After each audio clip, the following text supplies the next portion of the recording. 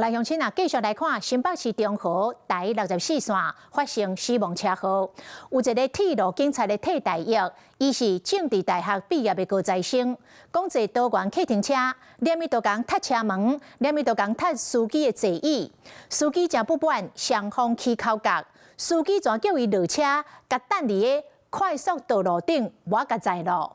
嘛毋知安怎，这个高材生落车了后，倒伫个涂骹，小连续互驶经过4台车甲交过，当场死亡。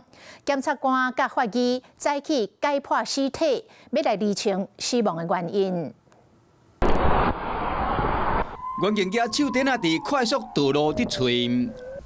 大哥，你有撞到他吗？ 两台车停伫路径边的车路拢是灰，原来两个驾驶讲有去救着人。 救护车赶到现场，不过受伤人已经无救援。新北市中和区第64号线第25透早发生死亡车祸，死者一计程车和驾驶等伫快速道路和4台车交过身亡。温姓男子在事发当天就是在文山区兴隆路2段上了这台多元计程车，但当他坐上后座之后，时不时躺下踢车门，又时不时踹了驾驶的后座。 导致双方爆发了激烈的口角冲突。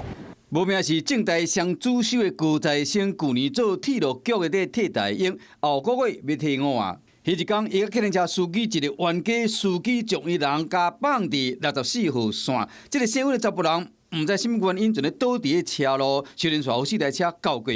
警方到现场时，人已经无开啊。肇事驾驶甲客人车司机总共5个人，涉嫌过失致死被上班，将人放来做走的姓林的驾驶嘛，正自证。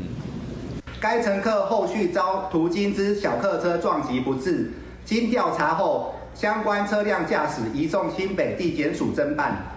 是讲这个查甫人是安怎来雄雄倒伫个车路？ 今日检方会同法医到殡仪馆解剖，要了解讲遗体敢有药啊，还是酒精的反应。家属接到消息了后，拢非常的悲痛。Hello， 我是雷亚，想要抢先掌握最及时的新闻资讯吗？赶快订阅、按赞、开启小铃铛，锁定华视新闻 YouTube 频道。